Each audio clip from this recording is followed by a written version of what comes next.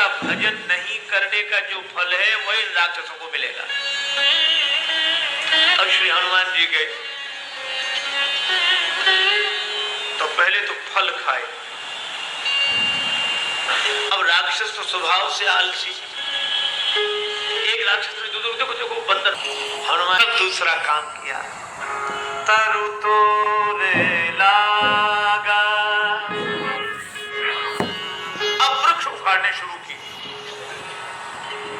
किसी ने हनुमान जी से पूछा कि वृक्ष क्यों उखाड़ रहे हो?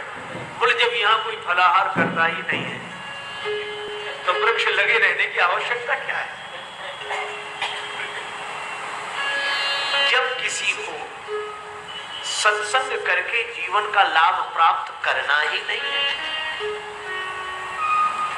तो उस आयोजन से क्या लाभ? वृक्ष ही उखाड़ के फेंक, फलाहार हमें करना था तो कर लिया।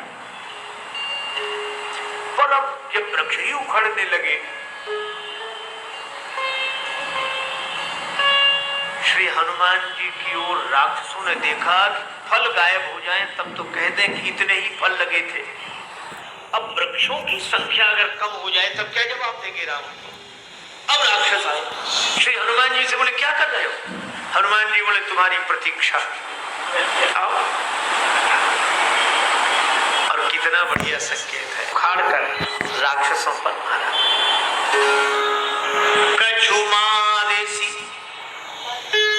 कछु मरदेसी, कुछ को मार दिया।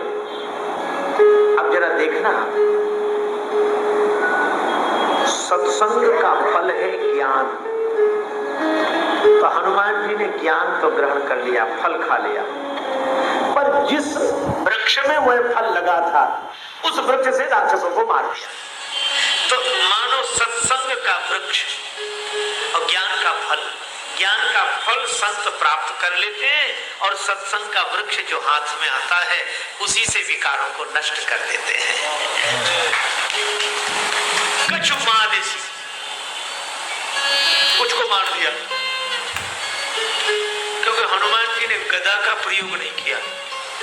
श्री हनुमान जी से किसी ने पूछा गदा क्यों नहीं चलाई? बोले गदा से 2-4 मरते। और हनुमान जी जो भी काम करते हैं वो थोक में इकट्ठे ही करते हैं। कछु मादेसी, वृक्ष गिराए।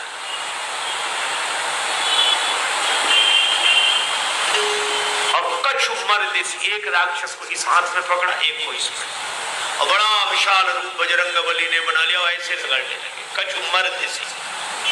अब दूसरे राक्षस वो चिल्लाए बचाओ बचाओ, तो दूसरे राक्षस कहे बचाए तो तब जब वहां तक पहुंचे, इतना विशाल रूप है। तो किसी ने कहा पांव पकड़ के बंदर को नीचे गिराओ। तो जो पांव पकड़ने के लिए आए तो कछु मिली ऐसी हरी धूल, उनको धूल में ही मिला दिया पांव से रगड़ कर। किसी ने तुलसीदास जी से कहा कि आपने संख्या नहीं लिखी, कुछ को मारा, कुछ को रगड़ दिया, कुछ को धूल में मिला दिया, संख्या लिखनी चाहिए थी। तुलसीदास जी बोले अरे मरने दो। कहा क्यों? बोले विकारों की गिनती करना ही मुश्किल है, विकारों की गणना नहीं की जा सकती। और दूसरे फिर ये राक्षस है, मरने दो, इनकी क्या गिनती करना? कौन से महापुरुष हैं जो इनकी पुण्य जयंती मनाई जाएगी तो रखा जाएगा? कितने मारे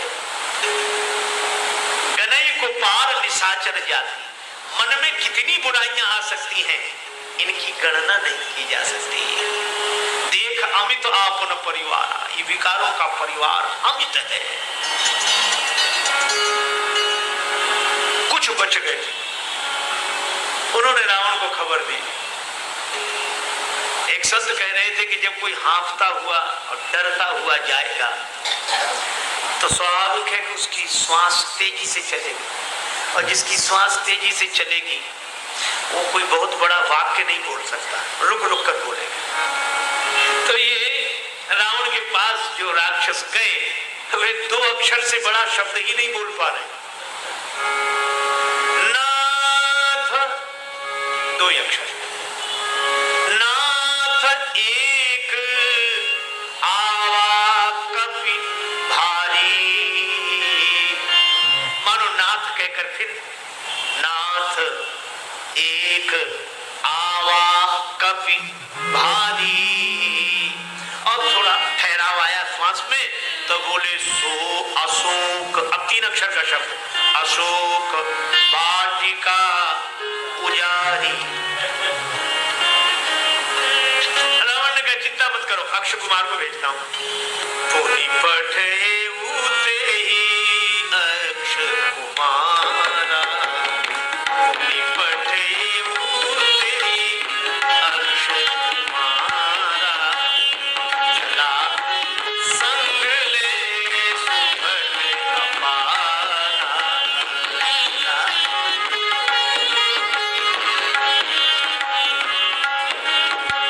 चला संग ले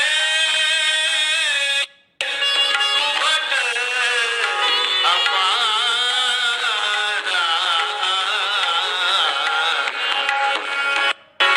चला संग ले सुभट अपारा, चला।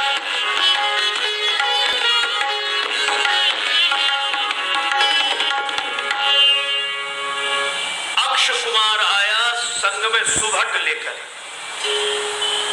श्री तुलसीदास जी की किस किस विशेषता की ओर देखा जाए, ऐसा शब्द चयन।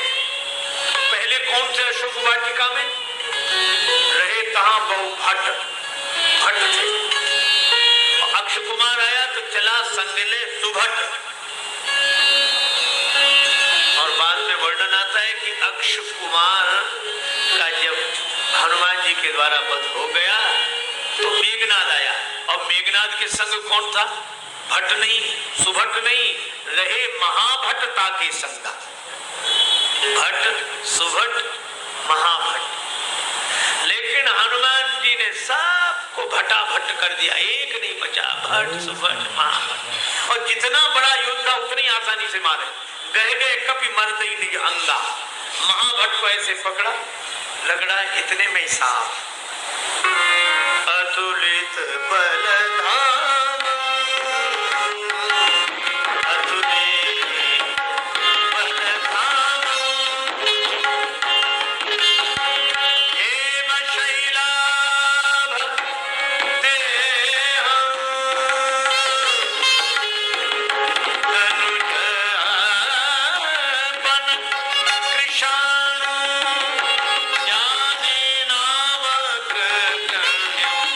अतुलित बलधाम,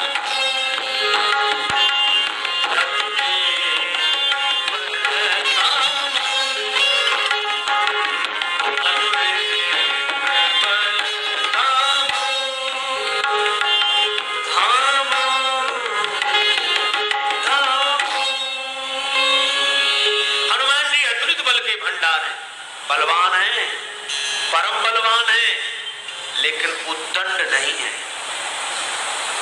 हमारे यहाँ बलवान के यश का वर्णन किया जाता है, उद्दंड का समर्थन नहीं होता है। उद्दंड कौन? बोले जो अपने से बड़ों की मर्यादा न रखे वह उद्दंड। मेघनाद ने देखा कि मैं भी नहीं बचूंगा, तो उसने ब्रह्मास्त्र का प्रयोग किया है। ब्रह्मास्त्र ते साधा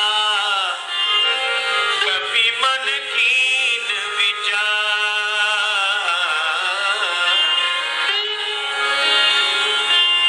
यह तो ब्रह्मा जी का शस्त्र है, और ब्रह्मा जी जगत पिता है। ब्रह्मा जी की मर्यादा रखनी चाहिए, वय का सम्मान करना चाहिए।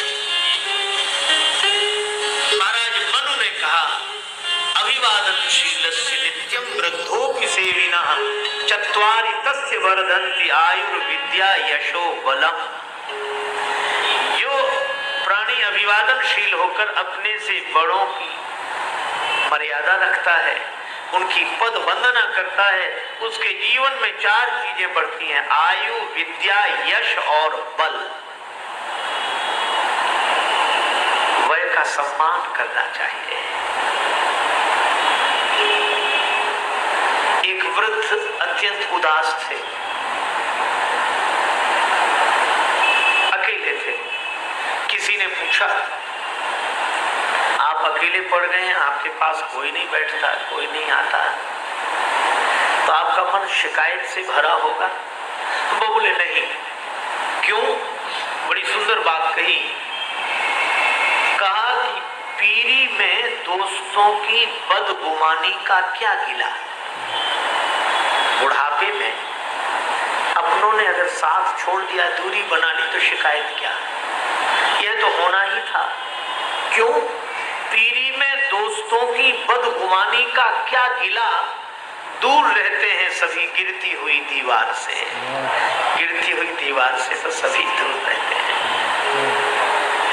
लेकिन जो गिरती हुई दीवार वृद्ध को समझते हैं, वे जीवन के बहुत बड़े लाभ से वंचित रह जाते हैं। मैंने एक घटना सुनी थी रामचरितमानस में ही। अगर हम लोग विचार करके देखें, राम जी का राज्य चला गया, लेकिन खोया हुआ राज्य फिर मिल गया। क्यों? क्योंकि श्री राम जी वृद्ध का सम्मान करते हैं। राम जी के यहाँ वयोवृद्ध मंत्री हैं सुमंत।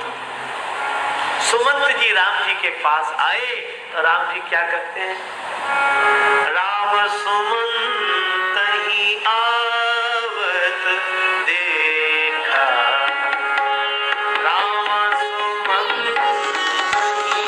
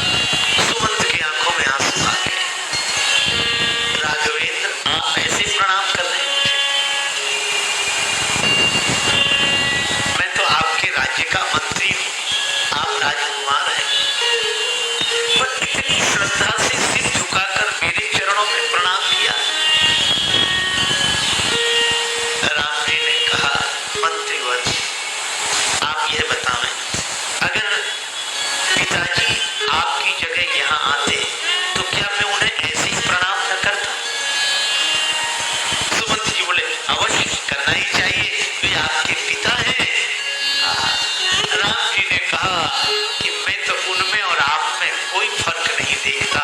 आदर कीन पिता सम लेखा, आप मेरे लिए पिता के समान पूजनीय हैं। और ये केवल राम जी कहते नहीं, सुमंत के चरणों में सिर रखकर प्रणाम करते हैं। सुमंत के आंखों से आंसू और वाणी से आशीर्वाद के स्वर फूट पड़े। राम, तुम जैसे तुम ही हो, कैसी भी प्रतिकूल परिस्थिति आ जाए, तुम्हें राज्य के पास दौड़कर नहीं आना पड़ेगा, ये राज्य पद तुम्हारे पास दौड़कर आएगा, राज्य तुम्हें मिलेगा। यह राम जी का खोया हुआ राज्य मिल गया वृद्ध के आशीर्वाद से, वृद्ध का सम्मान करने से। और रावण की सोने की लंका जल गई वृद्ध का अपमान करने से। रावण के यहाँ भी एक वृद्ध है और मंत्री है। राम जी के यहाँ अगर सुमंत है तो रावण के यहाँ माल्यवंत है। और तुलसीदास जी लिखते हैं कि माल्यवंत बड़े बूढ़े, एक होते बूढ़े, एक होते बड़े बूढ़े। माल्यवंत यति जरठ निसाय,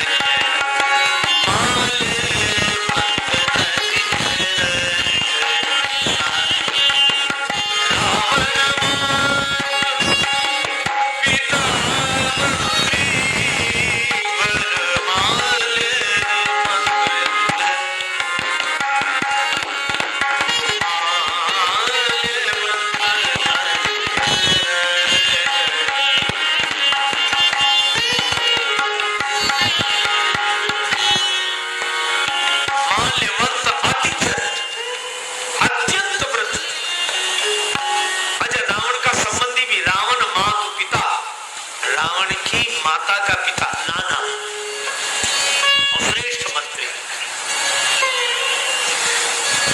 नाना ने समझाया, वयोवृद्ध व्यक्ति समझाया कि देखो मेरी बात मान। रावण बोला, नाना नाना तुम्हारी बात मैं नहीं मानूंगा। तो मुझे एक हंसी की बात याद आई। एक वयोवृद्ध व्यक्ति से किसी ने कहा, संत ने, क्या वृद्धावस्था है, भगवान का भजन करो, साधु न बनो पर मन से साधु हो जाओ। उस वृद्ध ने कहा कि आप कहते हैं कि मन से हो जाओ, मैं तो वैसे भी बाबा जी होने के लिए तैयार। कहा क्यों? किसी संत के कहने से? बोले ना, मेरा जो पौत्र है उसे मैं गोद में खिलाता हूँ, तो मेरी गोद में जब बैठता है बेटे का बेटा, तो मुझसे कहता बाबा बाबा, तो बाबा, तो मुझे लगता है कि अब तो बाबा हो जाना चाहिए। इस शुद्ध तोतली बानी पर कुछ तो मने शर्माओ, नाती कहने लगे बाबा अब तो बाबा हो जाओ। तो संत ने कहा कि यह तो बड़ी अच्छी बात है, आपका बड़ा अच्छा विचार है, लेकिन बोले पूरी बात तो सुनिए। विचार बदल जाता है। कहा कि विचार बदल क्यों जाता है? बोले बेटी का बेटा जब गोद में आता है वह कहता बाबा, बेटे का बेटा कहता बाबा बाबा, तो मन होता है कि बाबा हो जाऊं। लेकिन थोड़ी देर में जब बेटी का बेटा गोद में आता है तो वो कहता नाना नाना, तो फिर विचार बदल जाता है। क्या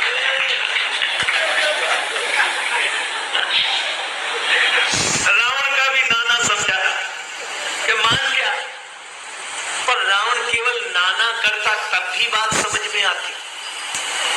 रावण क्या बोला? अपमानजनक शब्दों में उत्तर दिया, प्रणाम और हाथ जोड़ना तो दूर, खबर चुप हो जा, मेरी आंखों से दूर हो जा।